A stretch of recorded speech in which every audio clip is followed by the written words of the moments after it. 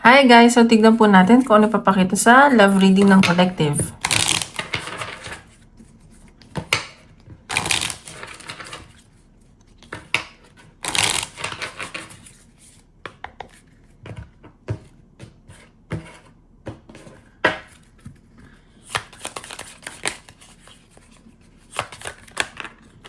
Ito yung lumalabas. Okay, devotion. So nakikita ko dito, devoted kayo sa isa't isa ng person mo. Like, gustong-gusto nyo talaga isa't isa, very passionate kayo sa isa't isa. And sa nakikita ko, baka kung sino yung babae yun yung alpha sa inyo. And yung iba nagbabalik alindog dito, yung iba parang na-under yung person mo, parang natatakot sa'yo, parang nagiging sunod-sunuran.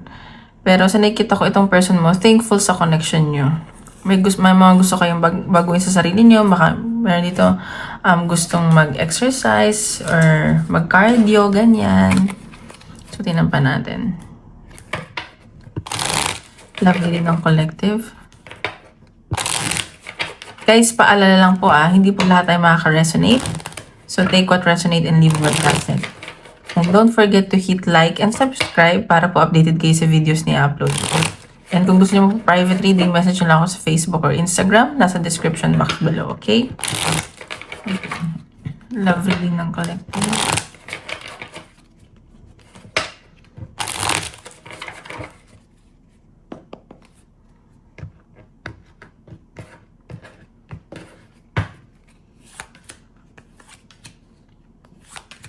Okay, so nakikita ko dito, may bigla ang travel at communication, pero may mga nabigla dito siguro sa messages na medyo nagpakaisip bata. So, parang nagdadalawang isip, ganun. Or may mga gustong mag-travel or mag-message, pero nagdadalawang isip. And may nakikita akong bagong taong paparating sa'yo, pero hindi mo ito iintindihin kasi parang napagod ka na, ganyan. Focus ka sa kaperahan at sa pamilya mo ngayon. Ayan, so nakikita ko, meron din kayo new beginning ng person mo. Ganon. Ayan. Meron iba dito nag-iisip na parang malas sa love life, ganyan. Sige na pa natin.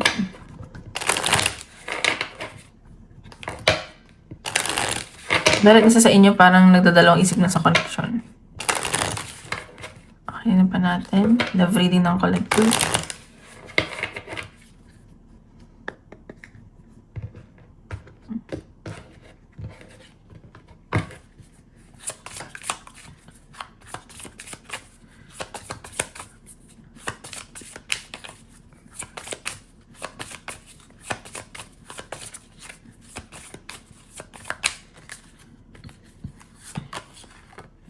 Ayan no, meron dito mga nag-worry or naku-confuse na sa connection, ganyan. Though, gusto niyo yung isa't isa. Yung isa kasi dito, siguro yung person mo, medyo gusto pa niya mag-explore. Nag-explore pa siya ng nararamdaman niya or as a person. So, meron siyang mga uncertainty sa sarili niya, sa buhay niya, ganyan. And medyo negative mag-isip tong taong to. Yun yung nasa sense ko. Parang clouded yung utak niya ngayon. Parang hindi siya makapag-isip ng maayos. Kaya siguro nagdadalawang isip siya.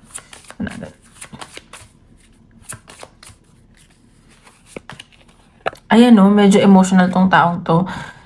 Very sensitive siyang tao. Hindi siya nagpapakatotoo. May mga tinatago siya sa'yo. So, kung ano yung totoo niya nararamdaman sa'yo. And may nakikita ako na masaya naman tong taong to sa feeling mo. May nakikita pa ako celebration eh. And nai-inspire mo siya. Parang ikaw yung inspirasyon niya, ganun. Mga nag-i-imagine to, paano kung yung magkatuluyan kayo, ganyan. Or mag-ano yung yung relasyon niyo. Ayun no, may paparating na letter. So, may paparating na message and communication. Baka may message ka nito or tatawagan. And medyo mahaba-haba to. Ayan no. And makakapagpasaya sa'yo to. Parang mabubunutan ka ng tinik, ganun. And masasagot na yung mga katanungan mo, siguro. Ayan no. Parang destined siya mangyari. Magiging open tong taong to. Or kailangan nyo maging open sa isa't isa. Parang kinikilala nyo pa kasi siguro isa't isa. Ayan, may paparating na message sa'yo. Tingnan pa natin. Tabi lang natin kasi masyado madami.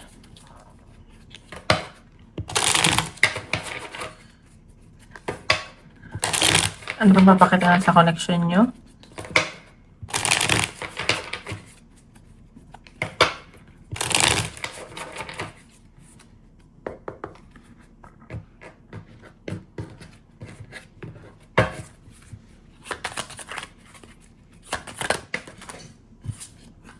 Okay, so sa nakikita ko dito, itong taong to, nag-iipon lang siya ng lakas na loob.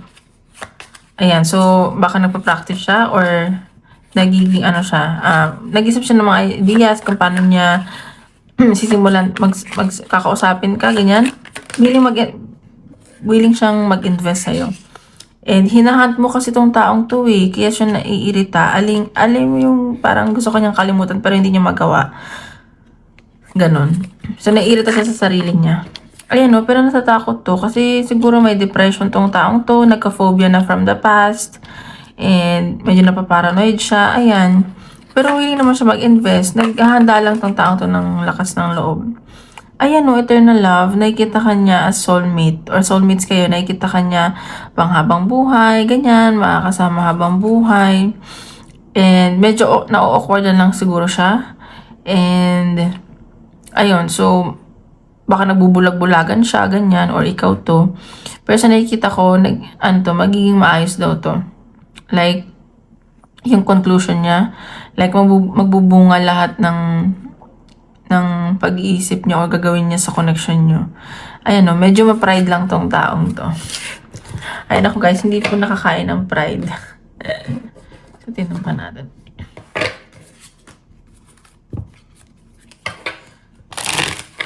Connection niya ng person mo.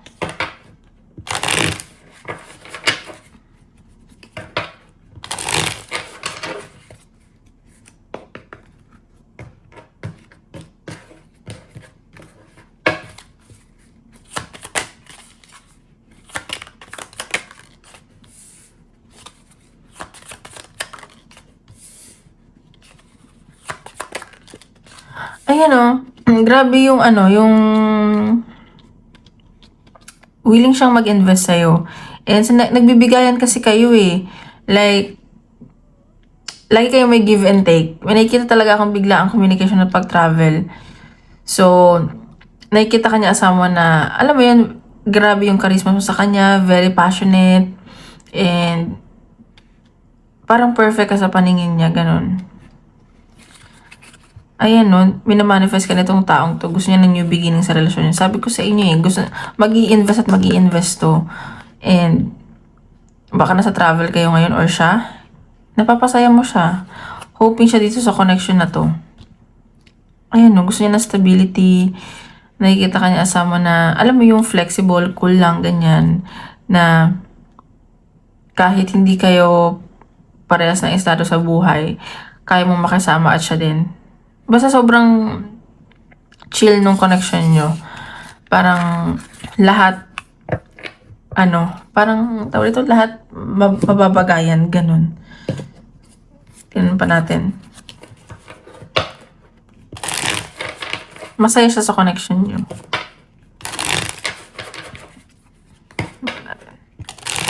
Anong feelings niya at intentions niya towards you?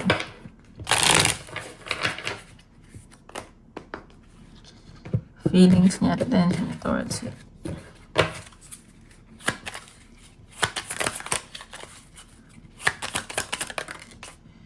See? Willing siyang i-work out to. The Hermit. Nag-ano to, nagmumuni-muni. Nag-iisip. Siguro focus dito sa trabaho niya. And sa nakikita ko, gusto niya, alam mo pinag-aaralan niya yung connection niyo.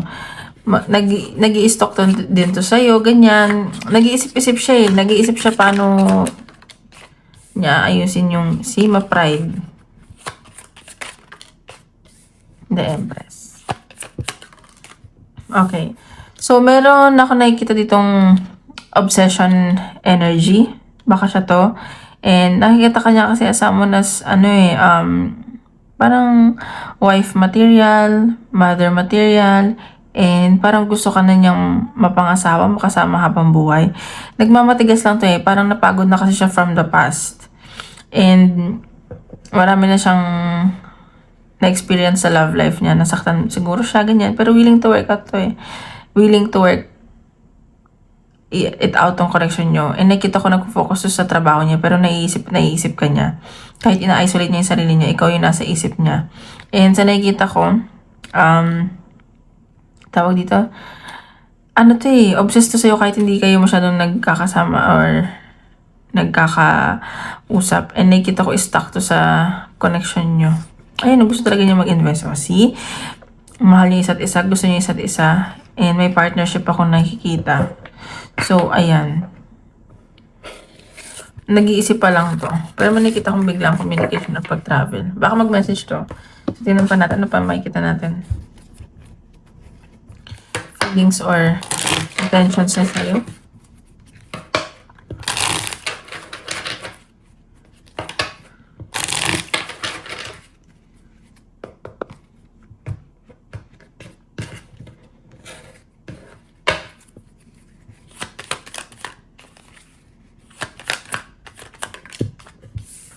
Okay, nasasaktan tong taong to. Dahil sinaktan ka niya. Marriage. See? So, nasasaktan tong taong to na sinaktan ka niya. Eh, nakikita ka talaga niya asawa na makakasama niya habang buhay. Ikaw yung gusto niya mapakasalan. Gusto niya, mahal ka nito. And may mga blockages lang sa connection niyo. And sa nakikita ko, gusto niya kasi maging honest sa'yo eh. Ano ba to? Single parent siya? Ayan. So, or baka ikaw yung single parent. Baka magpapakatotoo na sa'yo itong taong to. May malalaman ka, may aaminin siya sa'yo. Ayan. Or baka kasal siya, o may anak siya, ganun. So, ano nyo na yung energy. Pero nakikita ko mahal ka niya. Tingnan pa natin. Ano pa dapat malaman sa person?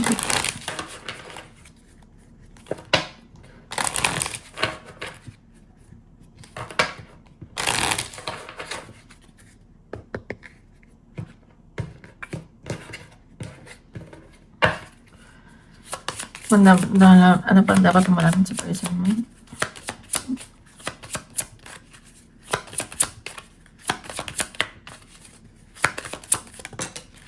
Patience. So, kailangan mo lang daw maging patient dito or siya yung nagiging patient. May mga inaantay lang to. Nag-aantay siya ng sign or nag-aantay siya na magkita kayo. Basta may ano siya dito eh. Nag-aantay siya ng tamang... O baka kadil mo is air sign, Gemini, Libra, or Aquarius. So, baka sugarol tong taong to. Hindi niya masabi sa'yo. Or may mga problema siya sa finances. Yun yung challenges niya. Narcissist tong taong to. So, ayan. Yun yung dapat malaman sa person mo. Or baka may air sign energy, detached, ganyan. So, tingnan pa natin ano ang message ng person. Mensahe sa'yo ng person mo.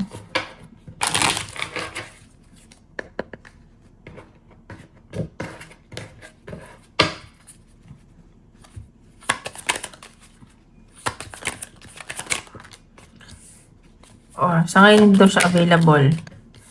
Oh my God, natatakot siyang kontakin ka. Baka na mo siya, intimidating ka ba ganyan. So, mag-aantay siya ng sign from you. So, dapat babaan niya yung pride niya. Dapat di siya matakot. Ano ba naman to? So, ayan, nag-aantay siya ng sign sa'yo. Ayan o, you came closer than anyone else. So, sa lahat na nakilala niya, ikaw yung kakaiba. And yung connection niya special para sa kanya. Like, basta iba ka. Parang ikaw yung nagpagising sa kanya. May ginising ka sa kanya, ganun. Parang may mga na-realize siya nung nakilala ka niya, ganyan. Wow. So, tingnan pa natin ano ang possible outcome na itong connection nyo.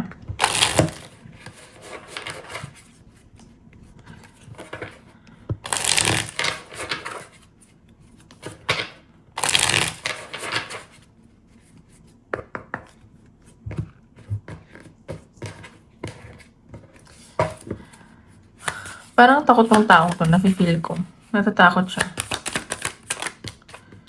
Willing willing naman na mag-support to sa'yo, mag-support itong taong to sa'yo. Tsaka very supportive to And generous siya. Siguro binibigyan kanya ng regalo or kung hindi man binibigyan kanya ng time na anytime na kapag talagang libre siya, ganyan. Ayan no, so may changes na paparating sa connection nyo. And sa nakikita ko, attracted to sa itong taong to. And alam niya kasi na kailangan kanyang i-assure. And pero nakikita kanya as assured ka na sa sarili mo, ganyan, very determined ka, alam mo kung anong gusto mo. At may nakikita akong sudden changes sa connection nyo. See?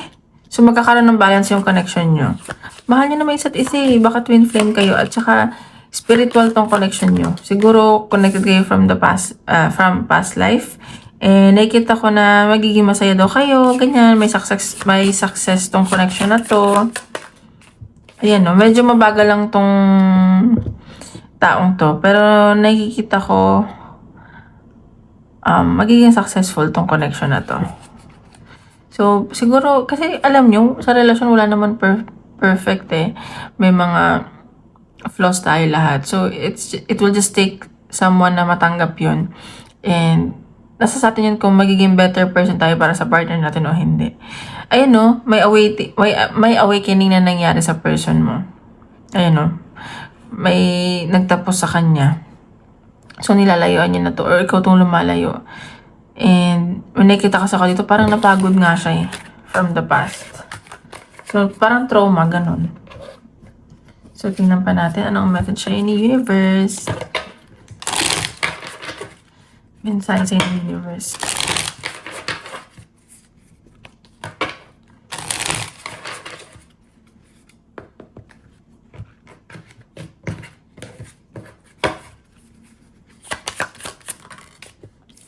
No, this will not succeed. Hala, grabe naman universe. Oh, you are cursed. So, okay. So, nasa sense ko dito is, may mga haters ka. So, gawin mo na lang private yung buhay mo. May mga taong hindi masaya sa kung anong nangyari sa buhay mo ngayon. So, keep it to yourself na lang. Hindi man sa love life, like in general, kahit sa career mo. Kasi, inggitin ka siguro, nasa sense ko dito. Ayan. So, pero wag ka din maging negative, ganyan. So, mag-ingat lang, mag-cleanse po kayo, or mag-salt bath kayo, or mag-incense, so ganyan. Or feel mo ikaw minamalas ka sa love life, wag mo isipin yan. Sabi nga nila, the more may nakakaalam, the more nasisira. Kaya, wag mo na lang ipaalam. Message siya ni universe.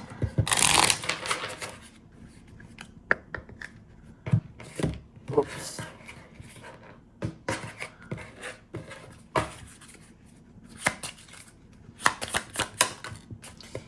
It is a chance to explore new opportunities and experiences. So, ayan. So, may siguro chance mo na mag-explore ng mga bagong opportunities or experiences sa buhay mo. Ayan, no. It's a reminder to embrace change and uncertainty. So, huwag mo masyadong inaalam lahat. Like, kailangan ganito, ganyan. So, i-enjoy mo lang yung buhay. Huwag ka masyadong mag-overthink. Kung ano yan. Kasi everything happens for a reason naman Okay? Tingnan natin advice ni universe.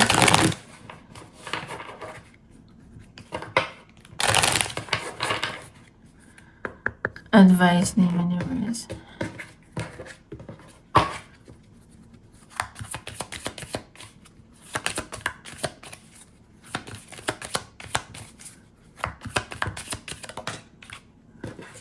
Take action with passion. So, sinasabi dito, lahat ng ginagawa mo sa buhay mo, laging take it with, gawin mo with passion and with pagmamahal para hindi ka magsisi. Ganyan, no? Your light is shining brightly. Kasi, matutupad mo yung mga pangarap mo kapag ginawa mo siya from the heart. And nakikita ko na blessed kayo ni universe at divinely guided kayo. So, tingnan natin. Isip ko ang question, tingnan natin kung ano sasagot ni universe.